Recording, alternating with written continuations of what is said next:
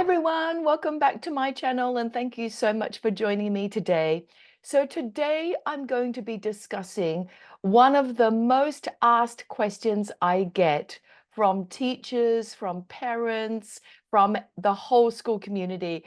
And that is, how do I differentiate a mathematics classroom? How do I differentiate learning for my students that are from all different diverse backgrounds? So if you're interested in hearing my response to this particular question, then please keep on watching. Okay, so I've been asked this question so many times, and it's because a lot of teachers really care about trying to cater for the diverse learners in their classroom. Sometimes students come with really different readiness, background levels, and confidence levels, and we want them to be in a mixed attainment learning environment. So how can we design learning experiences and structure a learning environment that actually caters for the diverse needs of our students? So I have 6 tips for you. So the first tip is to use the inductive teaching and learning approach. So inductive is when we help our students to form their own understandings and generalizations by showing them specific examples.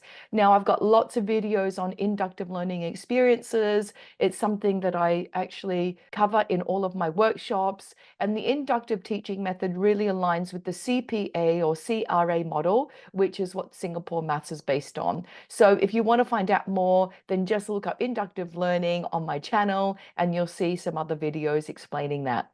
Now, the next tip I have to really support the diverse learners in your classroom is to use inquiry. And inquiry doesn't mean that you ask your students to go and explore and find out everything for themselves. There are many different frameworks and different structures. One is the 5 E's framework, which I really love, and I've made a video on that. So please feel free to look up the 5 E's model. Or in mathematics, we have the statistical inquiry cycle, which is a lovely cycle that we want students to learn about as they're inquiring and analyzing data.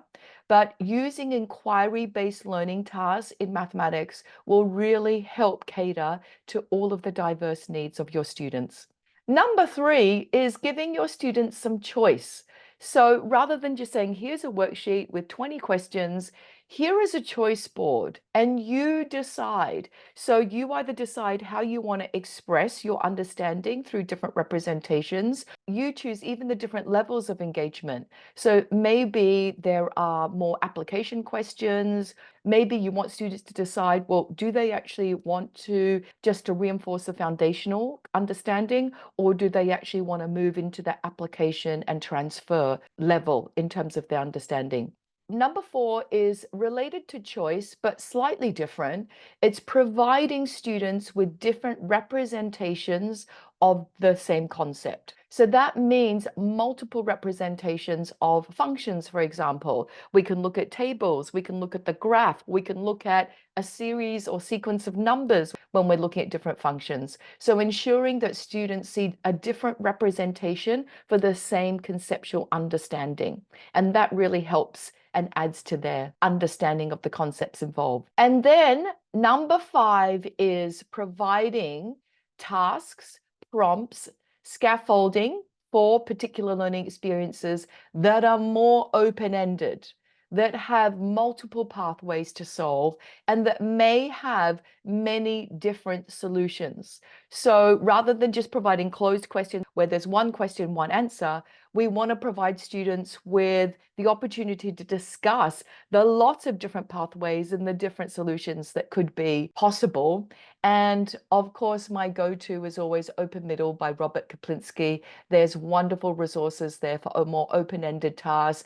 Inquiry Maths by Dr. Andrew Blair is another one of my go-to, but there's so many resources that provide open-ended type of questions. And then number 6, to really help students of diverse backgrounds and to help us be able to plan and know where students are in terms of their learning journey, is to include lots of metacognitive prompts. So asking students to self-reflect and think about their own learning, their own strengths, and their own areas for development.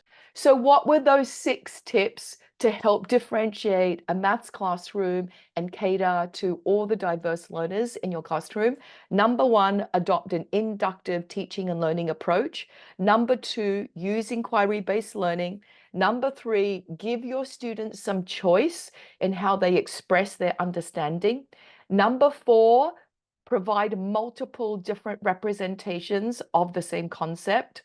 Number 5, provide open-ended prompts and learning experiences. And number 6, give lots of opportunities for your students to metacognitively reflect about their learning and where they are in terms of their learning journey.